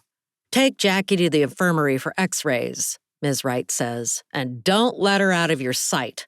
And ask maintenance to haul those doors away. She can't tell a sliding door from one that opens out." My pulse hammers an angry heartbeat. My right breast smarts from where the door hit me. The sounds of shuffling feet, someone moaning, and the television's steady drone means I must get home. An idea crosses my mind. If I bring my complaints to someone higher up the chain of command, that might open doors. "I'd like to speak to Dr. Henderson's boss." Ms. Wright said, "We'll submit a request, but it may take months given how busy her travel schedule is." I whoosh out a loud breath. If I live here another day, I'll lose my sanity. 31. Jacqueline. The bright overhead lights in the infirmary are giving me a headache. While the x-ray machine buzzes, I stand still and hold my breath. I use the time to plan my exit. There's a pen on the desk that I could use as a weapon. There's an exit back into the building, but no doors leading outside. I don't see a phone to use to call for help. On the way down here, though, I noticed the lobby front door was ajar. No one was staffing the receptionist desk. That's how I'll get out on the way upstairs. When the machine stops, a round-cheeked lab technician named Virgine comes around a clear plastic barrier and says, "Almost done, just one more." The thin, eyebrows aide who brought me down here leans against the wall as she waits. She says to the technician, "I need to go upstairs and serve lunch. Can you handle her?" Virgine eyes me, perhaps seeing an older woman who won't give her trouble, while actually I'm plotting how to get out. Imagining my break for freedom, adrenaline courses through my veins. She says to the aide, "Sure, I'll call up when she's ready." When the aide leaves through the one visible door, the lock clicks shut. Rubbing my temples, I say, "Do you have anything for pain? I have a splitting headache." "Let me check with Dr. Henderson." She pulls a cell phone out of her pocket and in a chirpy voice asks if I can have 2 extra-strength ibuprofen capsules. Life at the lodge revolves around Dr. Henderson, and I wonder what made him pick this job. Wouldn't a shrink want to mix it up in Seattle with other bigwigs talking about journal articles they've published, vying for crumbs of respect?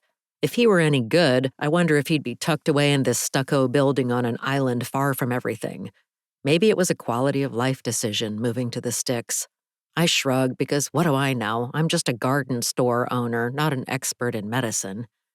Staring at me, Virgine says into the phone, "That's right, I'm almost finished." I'm a bug under a microscope being observed. When she hangs up, she hands me 2 capsules and a Dixie cup of water.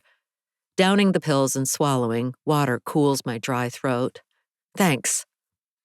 I glance around the room. The only door is the one I came through, and I don't see any windows. What a depressing place to work. Don't you wish you could see outside? She gives me a wide-toothed smile and brushes blonde bangs out of her eyes. I don't mind. I work 3 12-hour shifts and have the rest of the week off. Have you walked on the island's beaches? They're beautiful. I raise an eyebrow. Thanks for reminding me I'm stuck inside. I did in the past, but haven't for a long time. I was busy with work, and then my husband passed away. Before we got wrapped up in running our business, Albert and I walked along the beach at Yellow Point Bluff. We'd arrive at low tide and hunt for agates washed up on the shore. Now, with time on my hands, I've been reviewing my life. I wish we'd taken turns instead of Albert being the one who left work early, playing the perfect parent. After the last X-ray is taken, she says, "That's it, we're done. May I ask, though, how you look so strong? Do you do anything special?" I do 40 push-ups and 50 sit-ups every day, I say with a smile, flexing a muscle to show off. I did them at home, and I've been doing them in my room upstairs. Her eyebrows jump at that. I'm impressed. I need to do more than ride my bike. She may be an ally who will help me, so I say, do you know if there's a way out of here for someone like me who's alert and agile and able to live at home, but her kids upended her life and shoved her in this box? Her eyes open wide. That's awful. What happened? My husband died and I came apart. I just couldn't deal with it all. I wasn't paying bills on time and backed into a car, made all kinds of mistakes. She squints. Wait a minute, your family put you in here because of a fender bender? We all have those. What kind of people are these? A sigh escapes my lips. Cruel ones. People who said they loved me but tricked me into coming here. I planned to stay for a few days to rest but learned I'd been admitted. I can't even walk outside on my own. They've locked me in a secure room upstairs. She leans forward. That's a horrible story. You sound like nothing's wrong with you. No wonder you want to leave.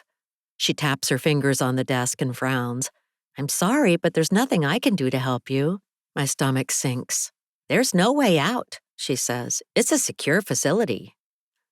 I give her a wilted smile, still holding out hope she'll be my accomplice. I could stow away in your trunk. You'd never see me again or be blamed. She laughs.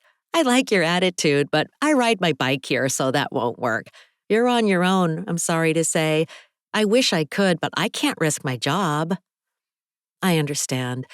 My work meant everything to me until I landed here. But don't you think they go overboard with security, shutting us in?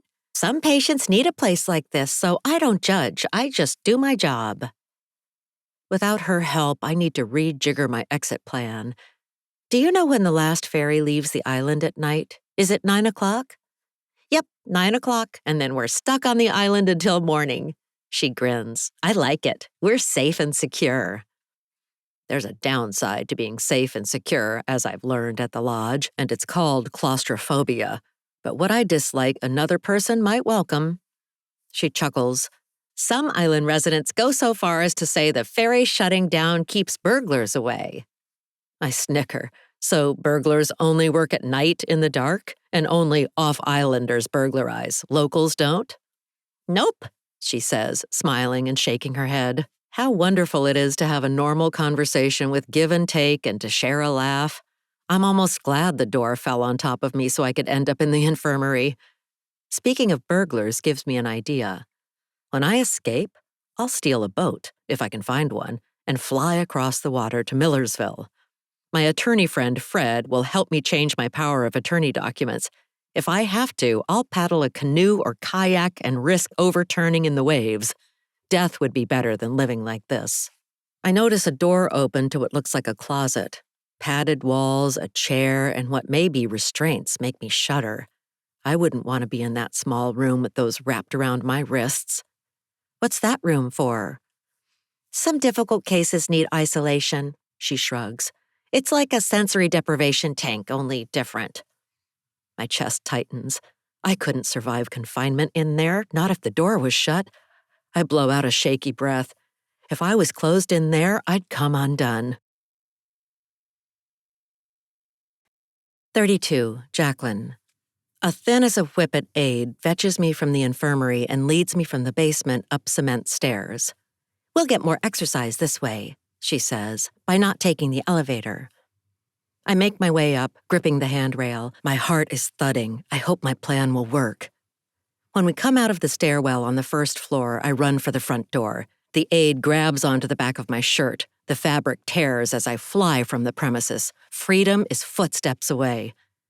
Outside, fresh air brings a scent of pine needles, wild roses, and the Salish Sea. What a glorious smell. I'm 10 feet down the gravel driveway when an alarm shrieks. Bwap, bwap, bwap, bwap, bwap, bwap. Goosebumps prickle the skin on my arms. Racing down the lane, I leave the looming building behind. A recorded voice says, "Red alert. Team members report to the front desk. Red alert. Team members report to the front desk." I'm halfway down the driveway when 2 men and 2 women in black lodge t-shirts surround me. My body breaks out in a sweat. They can't touch me, not today. Sprinting between a skinny man and a short woman, I race toward Cedar Channel. Heavy footsteps pursue me. Strong hands clamp down on my shoulders, shoving me to the ground. Shaking loose of their grip, I get up and rush ahead. Arms tackle me, bringing me down to the ground. Knees and elbows collide with flesh. My muscles ache. Every bone screams with pain. Hands and knees pin me down, pushing into my back. "Let me go!" Gravel digs into my cheek. My scraped face hurts. When a knee jabs me, I groan. I kick with my legs and punch with fists. Someone sits on my hips. A muscle in my back spasms. A woman says in a commanding voice, "Tie her wrists." "No!" I tuck my arms under my chest, but with rough, practiced motions, someone zip-ties my hands behind my back. A woman barks an order. "Get her up." Hands shoved under my armpits lift me to my feet. Perspiring bodies, reeking of body odor, press against me, making me dry heave. Fear oozes from my pores. My mouth tastes sour. When I struggle to free my hands, plastic bands cut into my skin. "Take these off, they're too tight." "Stop resisting," the crew boss says. She has a heart-shaped face, but no sympathy. Her rigid posture and commanding voice tell me she's been trained to overpower unruly patients. Just another day on the job at Stucco Lodge, keeping people inside. But I won't stop until I'm free. I kick at her knees and she doubles over, cussing. The others tighten their grip on my arms. "Blindfold her." Someone slides a bandana over my eyes. My pulse quickens. "Don't do that. Take it off." As the blindfold cinches tight, I whimper. My lips taste like dirt. "We're going inside," the crew boss says, "and we'll be quiet because we don't want to upset other residents. Take it nice and easy, and we won't make trouble for you." Realizing there's no way out, I fall to my knees and howl. Tipping my head back, I send a message to anyone who might hear and come help. Goosebumps fly up my flesh at the eerie sound coming from my mouth. Rough hands haul me to my feet and hustle me inside. "Help, someone, help!" When no one comes, I yell, "Fire!" "Shut up," the crew boss hisses in my ear, shoving me ahead. My chest tightens. What if I never leave this place? What about my dog? "Take her to the isolation room." I stumble. That room looked so small. I won't be able to breathe. "I can't go in there. I'm claustrophobic. Anything but that." Bile rises in my throat. My abdominal muscles spasm.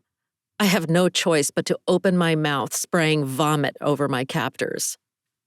"Damn it, right on my new pants," the man says. Panting, I bend over, skin beaded with sweat. My hands are tied so I can't wipe my brow. My mouth tastes foul. With a hoarse cough, I spew out more. The small of my back hurts. Groaning, I wish I was anywhere but here. "It stinks," a woman says. "I think I'm going to be sick." The crew boss says in a loud voice, "Clean up in the lobby, stat." She says, "Let's go." They grab my elbows and shove me forward. Coming to a stop, the crew boss says, "Get her in the elevator, we'll take her to solitary." As the elevator descends, I break out in a cold sweat. My knees buckle. I collapse on a hard, unforgiving floor. Tasting bitter bile, I say, Don't put me in that small, suffocating space. I'm claustrophobic. I can't go in there. You should have thought of that before you ran. 33. Rose. The fact that Natasha in Dr. Taft's office said he was concerned about her mother's welfare put Rose on edge. Did that mean Jacqueline's mental health was compromised, or that she shouldn't be at Shore Lodge? Rose didn't know. Chewing on a manicured fingernail, she slipped into a vacant conference room to place a call. She wanted to double-check whether her mother needed to be living in a secure facility. If not, was it part of a plot between her brother and Dr. Henderson? Her mind raced with possibilities. Calling Shore Lodge, she said, "I'd like to speak with Dr. Henderson, please. My mother, Jacqueline Stone, was admitted to your facility. Let me check and see if he's available. I'll put you on hold." As Rose listened to classical music, she stared out the window. A construction crane was lifting a load to the top of a tall new building under construction. The city was changing, and just like her life, she liked the way it had been, before the roads were clogged with cars, before her mother became confused, and most of all, before her mom went to Cedar Island. "Hello, this is Dr. Henderson." "Hi, thanks for taking my call. I'm having second thoughts about whether my mother, Jacqueline Stone, needs to be in your facility. Could you please tell me what your recommendation was after you evaluated her?" "I'm sure your brother could fill you in. He has asked to be the sole contact person regarding your mother's care, which is appropriate as the person with the power of attorney over her medical decisions. By not dealing with multiple family members calling and asking questions, our staff has time to put our residents first. I'm sure you can understand our position." "No, I don't," Rose said, twirling a lock of hair. His smug tone and the way her brother cut her off from communicating with Shore Lodge made her suspicious. They might be colluding and keeping her out of the loop for some reason. "I love my mother, and I'm not sure if she had to be admitted. I was hoping to hear from you directly instead of from my brother. Do you think she's not capable of living on her own?" "All I can say, keeping patient privacy laws in mind, is I recommended she be admitted to our facility for long-term care." Rose blinked. "I didn't expect to hear you say long-term. How long might that be? A week or a month?" "It could be years," Dr. Henderson said. "It could very well turn out to be for the rest of her life." Rose put a hand to her head. "That long? She didn't seem that out of it to me." "Not all of us have had medical training. Why not leave it to the experts, eh?" "You're saying my mother isn't of sound mind and must stay at Shore Lodge?" "Yes, that's right. I'm beginning to be uncomfortable with our discussion. You'll have to speak with your brother. As power of attorney, he knows all this and can fill you in." "I'd like to get a second opinion," she says. "How can I arrange that? Could I pick up my mother and take her to the doctor?" "I'm afraid that won't be necessary. Your brother agreed with my recommendation. Now, if you'll excuse me, I've got to go." Joan and the chief financial officer of the company opened the conference door and came in. Seeing Rose, Joan dropped her stack of papers on the table. "Making more calls?" Rose pocketed her cell and edged toward the door. "I was just checking with my mother's doctor." Joan lifted an eyebrow. "I thought you did that already today." "She has several doctors caring for her. It's a serious situation." Before Joan could respond, she fled out the door and went back to her desk. She was bothered by Dr. Henderson's comments. He sounded like he was covering something up when he said her mom didn't need a second opinion. What was going on at Shore Lodge? Were they just in it for the money and locking her mom up for no reason? She needed to look into it more. What if her mother wasn't that out of it and her brother had lied? 34. Dusty. Dusty went around inspecting the house as Armando and his crew hammered in the final 2x4s. Of all his subcontractors, the framers were the most reliable, and he appreciated that. They showed up on time, worked hard, and made an empty box into a home. "Looks good," he said to Armando. "On schedule, as always." Armando nodded. "I'll drop the invoice by your office tomorrow. You'll pay in 30 days this time." "You bet, and block off your schedule all next year to work on my subdivision." Armando cocked his head. "You're really gonna build a bunch of spec houses? What if they don't sell and you go in the hole? Could put you out of business. Dusty frowned. If he went bankrupt and lost his contractor's license, he'd be an outcast at the Stag Tavern. He'd have to move to a state where no one knew him and start over, which he didn't want to do.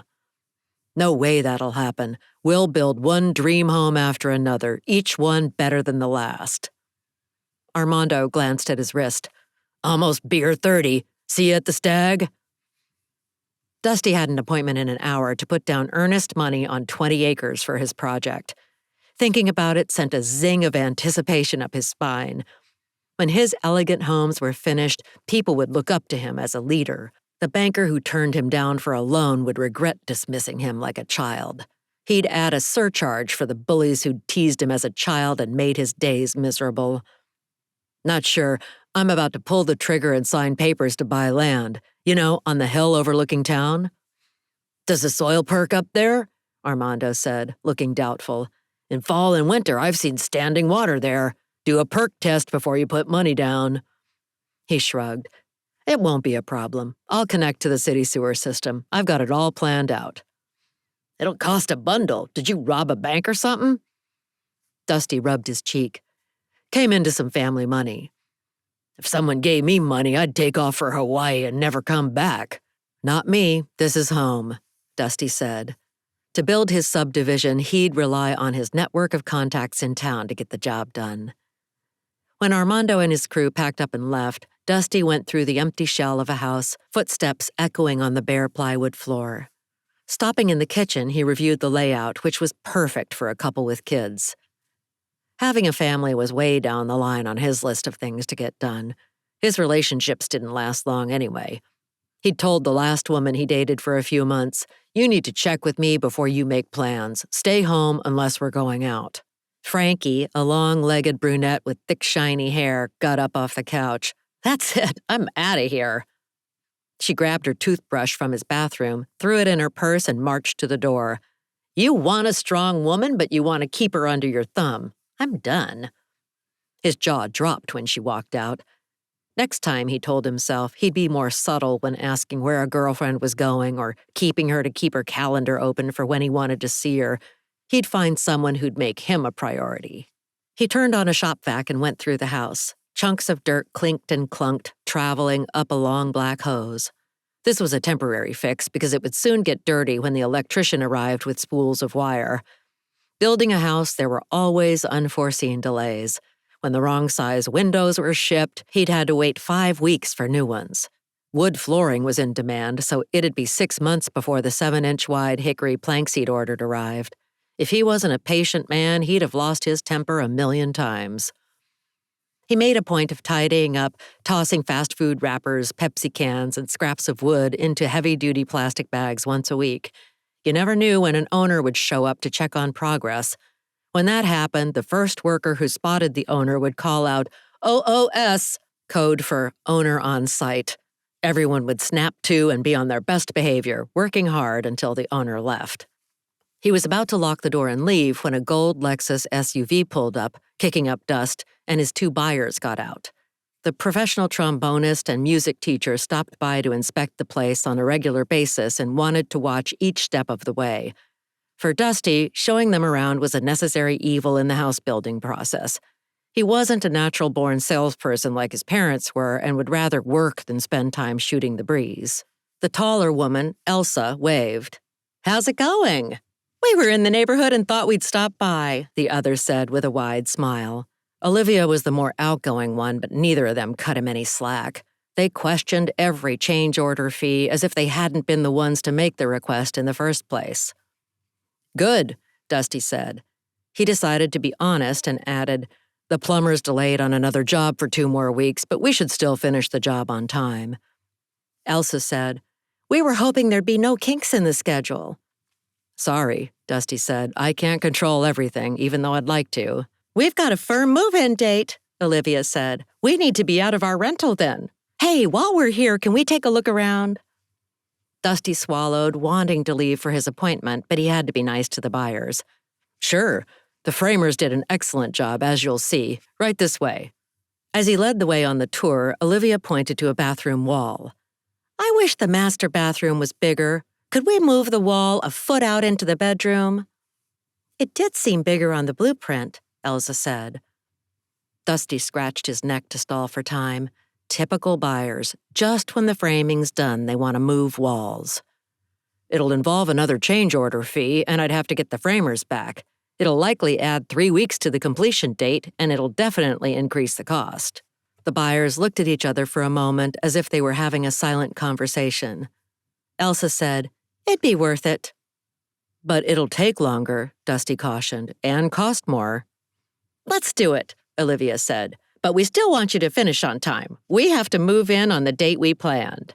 Dusty brushed his hair out of his eyes. No matter who was buying a house, the story was the same. They wanted modifications midway through, but with the same time frame. It was enough to drive him crazy. "I'll try my best, but I can't promise anything." When the buyers left, he strode to his truck. Tapping on the steering wheel on the way to the real estate agent's office, he thought about what his mother did to him last month. She'd refused to give him money when he asked. After all he'd done for her, it came as a shock, like striking his thumb with a hammer. He'd said, "Dad said he'd help me buy land. I've been counting on it." "He left me in a sorry state, so I can't help you even if I wanted to." "Mom, please." "It's time you stood on your own 2 feet. We raised you to be independent. You can do it." But he couldn't, so he cooked up a plan. He found Shore Lodge and convinced his sister to go along with the idea.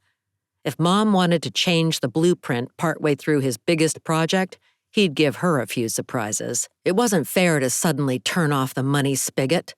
Not when he was doing this for Dad. 35. Jacqueline. My pulse pounds in my ears. I can't breathe. The air is still and it's dark in this small padded cell. Although they removed the blindfold, I can't make out shapes or see a blasted thing. Rough hands pushed me into this box and forced me into a hard chair.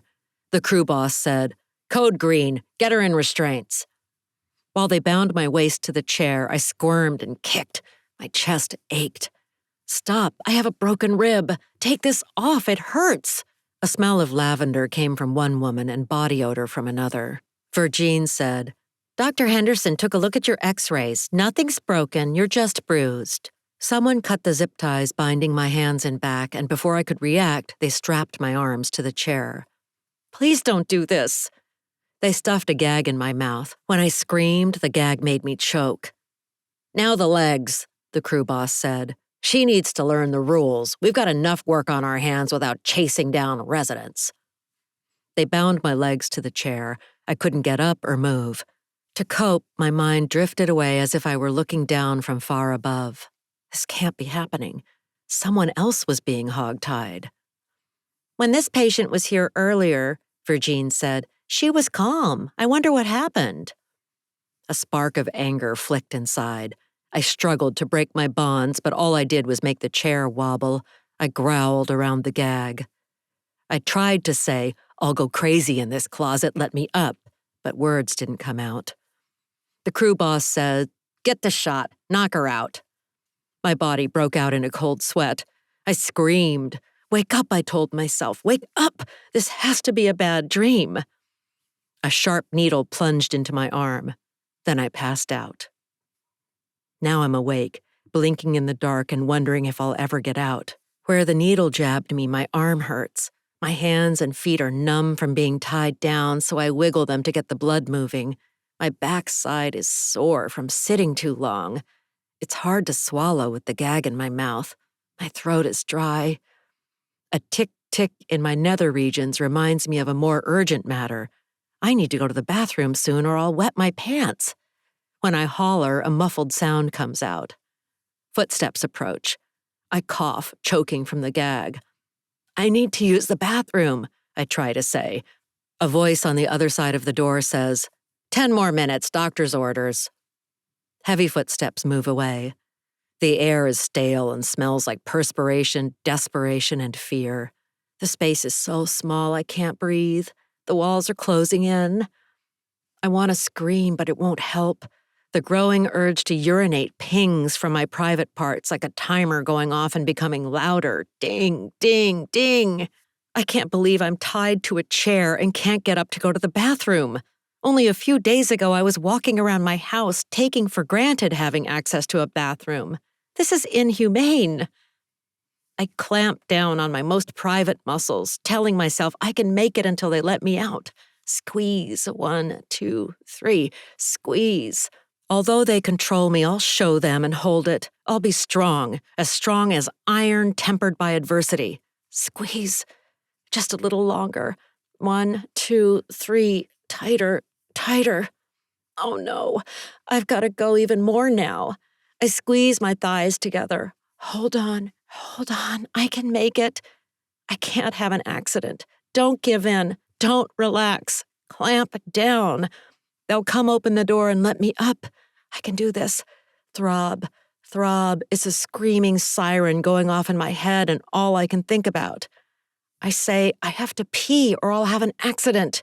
Not much sound comes out, given the gag. I doubt anyone can understand me, if they're listening, that is. No reply. This is beyond cruel, to have to beg to use the bathroom. I've been reduced to being a child. Suddenly, nature's call can't be ignored.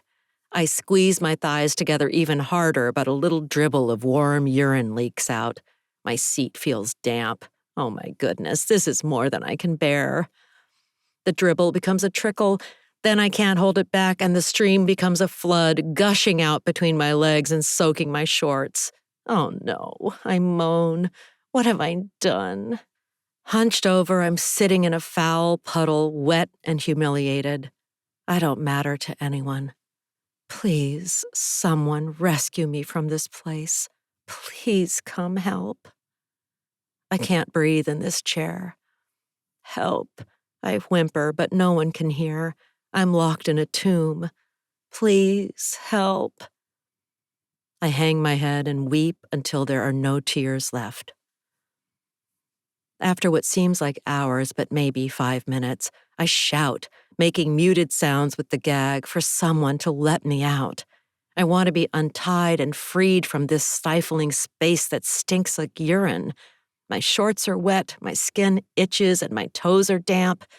Before today, I thought the night Albert died was the worst that could happen. How wrong I was. This is my lowest low. While waiting for the door to open, I question my mental health.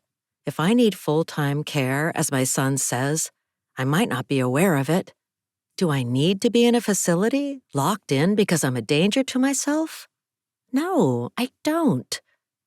My kids will regret treating me like a doddering fool and leaving me for dead. The walls absorb sound. The gag sucks moisture from my mouth and muffles my cries for help. Muzzled, I whimper and moan.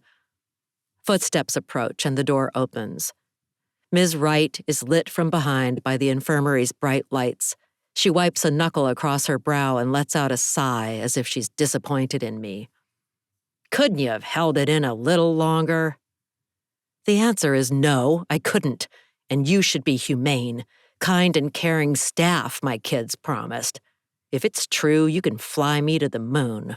I grimace, recalling my daughter's words on the ferry ride to Cedar Island. You won't be the same after staying at the Shore Lodge. That's so true.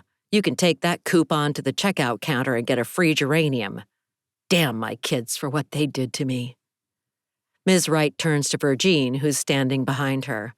Sorry you have to clean this up. I'm embarrassed anyone has to clean up my incontinence, but Virgine shrugs and says, Isolation room's part of my job. She gives me a smile. I've met this special lady before, and I'm sure it wasn't her fault. Tears run down my cheeks. I'm so grateful for her kindness. Ms. Wright says, Are you ready to behave?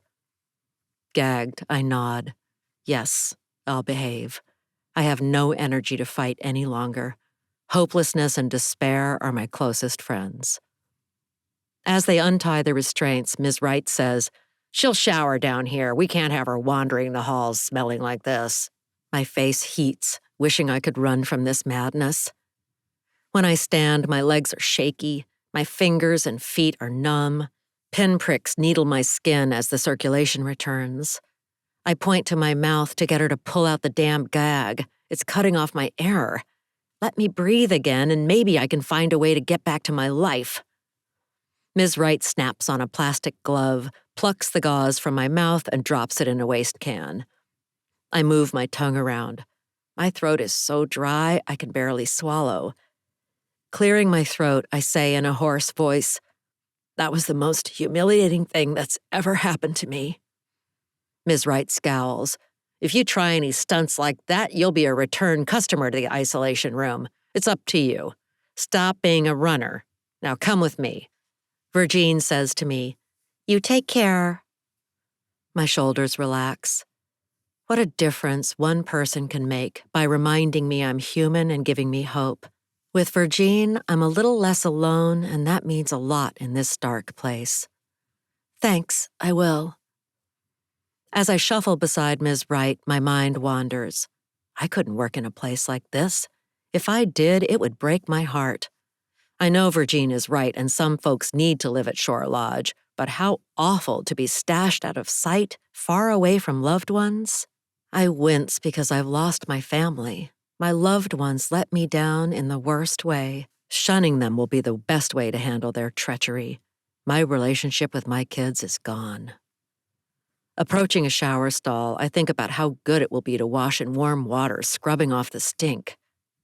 Curious, I say, "Do any of the residents get visitors?" "Not really," Ms. Wright says, turning on the water and testing the temperature. "Mrs. Skidmore's husband comes once a month and stays for 5 minutes. He runs a large company, so he's busy." "Who's she?" "She's the one who screeches. Her husband had an affair years ago and it drove her over the edge, poor soul. She sits in the hall, tied to a chair." "Why is she restrained?"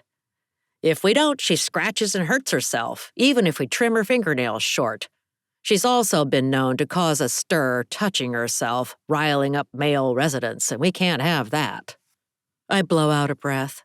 The world is more complicated than I realized on the other side of the water. Mrs. Skidmore and I are kindred spirits, both betrayed by family members. Ms. Wright says, "Strip off your clothes and wash up. I brought you a fresh set to change into. We've got a wedding to attend." I tilt my head, thinking I misheard her. On a bench is my shirt and a pair of shorts. "A wedding? In this place?" "There's going to be a wedding on the second floor," Ms. Wright says with a smile. "The 2 gray-haired women who dress alike are getting married." Shucking off my foul clothes, I toss them in a pile. I'm lightheaded from emerging out of a dark cave to bright lights. Will I ever get home?